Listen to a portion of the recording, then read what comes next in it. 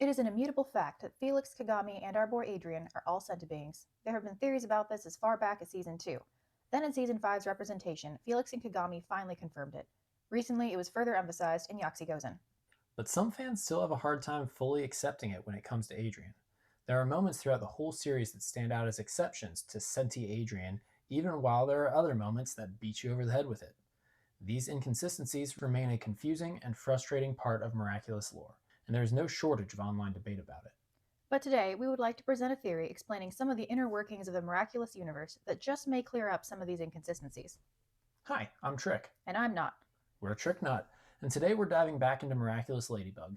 Please make sure to like and subscribe if you enjoy Miraculous content.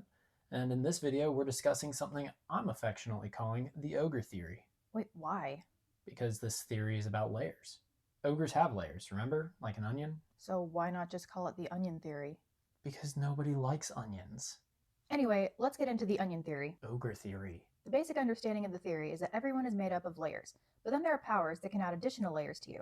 These layers can grant you special powers and abilities and even change your core identity. Think of it kind of like those nesting dolls. Should we be calling this the nesting doll theory? Ogre theory. This concept is clearly demonstrated every episode with the two most common layers in the show, the over-the-top miraculous transformation sequences, and then anytime someone is akumatized. There are a few more fringe cases, but we'll talk about them as they come up. What do these layers actually do to a person? Well, the powers you get kind of depends on what kind of layer it is, but the most consistent feature is that it shields the lower layers from most kinds of damage that the topmost layer takes. Whenever a character is deakumatized or detransforms, they show no outward signs of damage, no matter how many times they were yeeted across Paris. The only major exception for this revolves around the ultimate and pure destructive energy of Cat Noir's Cataclysm, but more on that later. In addition to granting powers and offering protection, this magical layer also changes the identity of the person. Literally. Not like in a, ha ha, I have a dumb punny superhero or supervillain name now, but on a fundamental quantum level. It's even called quantum masking in the show. And we know that it's a complete shift in identity because we are shown this explicitly when Safari is chasing Ladybug and Cat Noir. She's locked onto their quantum signatures, but when they switch Miraculouses and become Mr. Bug and Lady Noir, Safari suddenly can't track them. She isn't tracking their base level, she's tracking their miraculous layer. We see similar examples in Pretension when Tomoe is tracking Ladybug and Cat Noir. She can't find them and loses the trail once they detransform. But this identity shift and layering of personas is perhaps best showcased in the third most common type of layer in the show, power-ups. Whenever they power up their Kwamis for an extra super boost with a special macarons or camembert. Which, how did Marinette or Adrien cultivate magical camembert? Obviously Marinette added the potion to the cookie batter, that's easy enough. But did Adrien just sit there and curdle some milk and add the potion and make his own cheese? Did he just soak normal camembert in the potions? We know Plag likes to ferment his own cheese. Did Plag make the power-up camembert himself? If Plag can make his own camembert, why does he always nag Adrien to buy it for him? What does he eat when he doesn't have a bougie rich holder who can afford fancy cheese? What did he eat before he even had a holder? Did Tiki invent cheese just for Plag? We're asking the real questions here. Anyway, they become Cosmobug and Astrocat instead of Ladybug and Cat Noir. Or when the Kwamis eat the power-ups directly, they become Stalactiki and Plag Glacier or whatever other clumsy portmanteau that applies. Also, almost every time one of the heroes is in a powered-up form, and then they power down, they go from that powered-up layer to the quantum masked miraculous layer, instead of reverting all the way back to their basic human forms. When Aquabug drops the water power-up, she remains as Ladybug, not Marinette. So if they use a miraculous, they get a new identity. If they're akumatized, they get a new identity on top of that. If someone rejects their Akuma, like Alia does in Gang of Secrets or Nino does in Rocketeer, they also reject that identity in favor of their deeper layer. But that's just scratching the surface of how these layers work. Let's test out the lasagna theory. Ogre theory. With some more complicated examples. In Queen Wasp, Hero's Day, and Miracle Queen, we see examples of miraculous users being akumatized on top of their superhero persona layer. Chloe transformed into Queen Bee and is then akumatized on top of that into Queen Wasp. When Ladybug and Cat Noir defeat her, she first transforms back into Queen Bee before detransforming to Chloe and finally surrendering her Miraculous. This happens again in Heroes Day / Mayura when Chloe, Alia, and Nino join the fight. They first transform into Queen Bee, Rena Rouge, and Carapace respectively, only to get akumatized into Queen Wasp, Rena Rage, and Shell Shock. Ladybug clears the akumas, and although we don't see them detransforming, all three of them reappear in their quantum masked forms for the final showdown with Hawkmoth. Another clear example of this is when Scarlet Moth is defeated, he drops down one layer to Hawkmoth, not all the way down to Gabriel Agreste. Wait, Hawkmoth is Gabriel? Spoiler. This whole thing with Scarlet Moth really showcases this concept beautifully. Gabriel adds on one layer by transforming into Hawkmoth, then places a layer on Natalie by akumatizing her into Catalyst. Catalyst then uses her new power to put an additional layer on Gabe, turning Hawkmoth into Scarlet Moth. And yes, Akumatide's villains can have the power to put layers on other people, whether the target is a regular person or even wearing a Miraculous. We see that with Reflecta, Zombie Zoo, Dark Cupid, Simple Man, Sandboy, Princess Fragrance, Maledictator, or pretty much any time Cat Noir gets got. Once again, when they defeat Scarlet Moth, he's not revealed as Gabriel Agreste. He reverts back one layer to Hawkmoth. Once again, in Cat Blanc, Cat Noir gets akumatized while wearing his Miraculous, and then when Ladybug finally cures him, he turns back into Cat Noir. Whatever layer someone is at when they're akumatized is the layer they will revert to once the akuma is cleansed. Finally, Miracle Queen follows the same pattern as Queen Wasp, but this is as good a moment as any to explain dual metamorphosis/unify commands. When someone uses more than one miraculous power at the same time, they're still only putting on one layer, but a flexible one.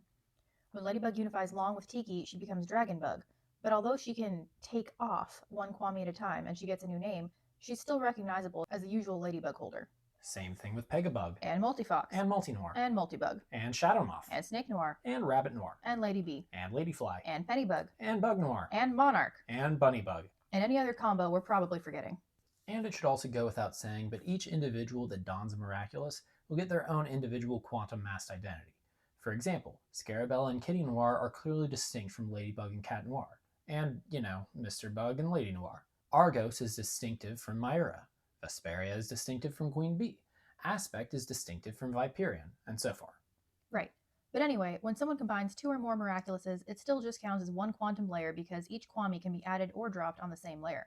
It's a lateral transformation instead of a vertical one. Wearing a Miraculous only elevates one layer no matter how many you wear at the same time.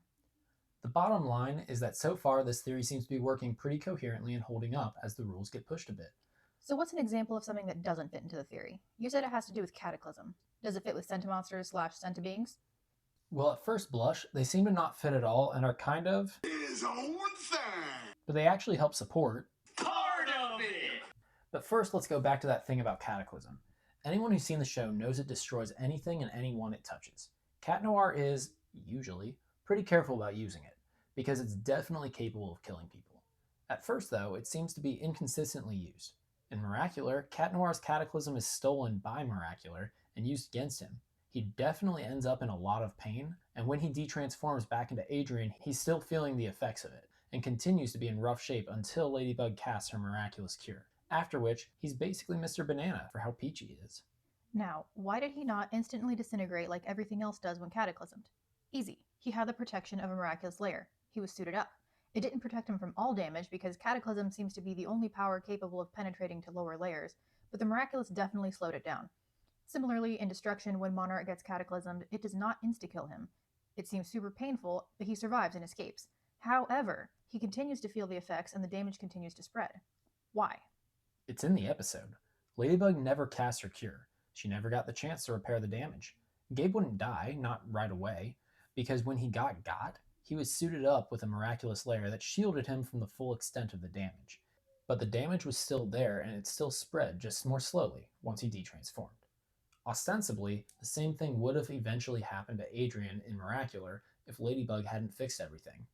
As a quick aside, yes, both Ladybug and Hawkmoth got totally murked in Cat Blanc instantaneously, and there was none of this slow decay business, even though they were both transformed at the time. But that's easily explained by remembering that Cat Blanc used a Mega Cataclysm given to him as an Akuma power. It's not like a regular Cataclysm, it's a cool Cataclysm. And obviously, it is way more powerful than a normal Cataclysm. I mean, it can be bigger than a freaking galaxy. I think it can circumvent the usual rules. So what about the giant galette in the room? If Adrien is a Senti-being, then why didn't he go insane the way Sentimonsters do when they get Cataclysm? And while we're on the subject, when Gabe thought Adrien was Cat Noir and Gorizilla, why didn't he use the twin rings to force Adrien to transform instead of letting him leap to his almost death? And why didn't Mayura, Shadow Moth, or Argos sense that Cat Noir was a Senti-being the way Natalie did when she saw the fossilized feast? Why didn't Adrien disappear in Werepapas when Ladybug broke his amok? And don't give me that intent bullshit. That's never been the case with any other amok, and it feels like a cop-out. But before we explain that, let's go over exactly how Sentimonsters work. For the most part, Sentimonsters work the same as any other thing in this universe. They can have sentience and be alive and even grow. The main difference is the base layer of their composition. Deeper than even their body, there is a soul layer. Obviously, everybody's got a soul, or a spirit, or something, beyond just the meat sack we all lug around that makes you, you. Within the Miraculous universe, and don't even think about getting us started on the multiverse thing, we only have so much time. Normal people have their soul and body connected. One notable example we have of seeing a human soul layer is after Gabriel's wish, when he and Emily float off to somewhere. Gabriel even references his soul, or what's left of it, while making the wish. But like we said, a Senti-being has their soul or life force in a separate object. This is important to remember. That's why they can be controlled by whoever has their amok object. That person is literally holding their soul. Why don't cataclysms destroy them? For most people, cataclysm would penetrate directly to their deepest soul layer, but it spreads through touch. For a sentimonster, the absolute most pure kind of destruction is coursing through their body, but as long as their amok object is intact, they are bound to their existence. That's why they go berserk instead of disintegrating. They're trapped in a state of limbo, of the metaphysical enduring while the physical is destroyed, a state of both being and not being, some kind of interdimensional, paraspiritual dichotomy of a break from the question of reality itself. So let's get to the point. Why does this matter at all? Well, aside from this franchise desperately needing some ground rules for how anything works, it also may help explain the various inconsistencies with Adrien. Why can't any peacock holder, be it Mayora or Shadowmoth or Argos, sense that he's a Sentimonster when he's suited up as Cat Noir? It's because the miraculous transformation is literally quantum masking his status as a Sentimonster. Don't believe us? Try this on for size. In Yaxi Gozen, when Kagami transforms into Ryuko while wearing Felix's amok ring, it disappears from her hand. She even looks at it and confirms it's gone, but when she detransforms, she obviously still has it. But her transformation blocked or hid it. Earlier in the same episode, Tiki says something similar happens when items are stuffed inside Ladybug's yo-yo. Need more? In Werepapas, Ladybug looks carefully at the twin rings, Adrien's amok, before destroying them to release the Akuma that's also hidden inside. Yet Adrien doesn't yeet away. Why? Because just before she destroyed them, and the last time we see him, as he's trapped in the trophy away from prying eyes, he transforms into Cat Noir to try and call Ladybug. He's currently transformed when she breaks the amok. Therefore, he's quantum masked as Cat Noir, and Adrien ceased to exist on that level.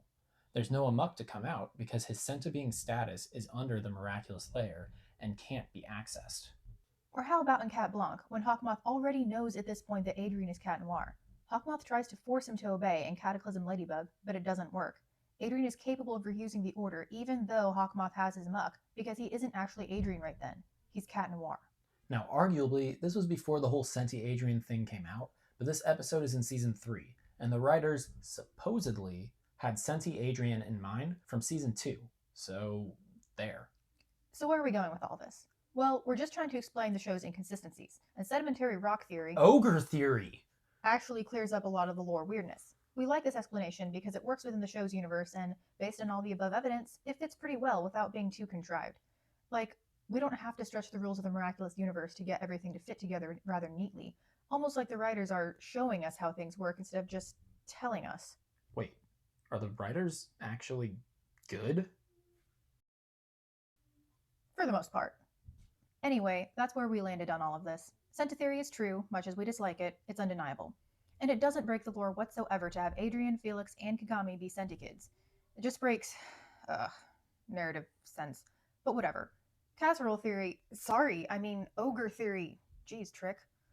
Ogre theory really breaks down and explains why these seeming inconsistencies exist and how they actually make sense when you think about the way quantum masking, soul layers, and amuks work. What do you think? Is this a satisfactory explanation? Is there anything you think negates or disproves this theory?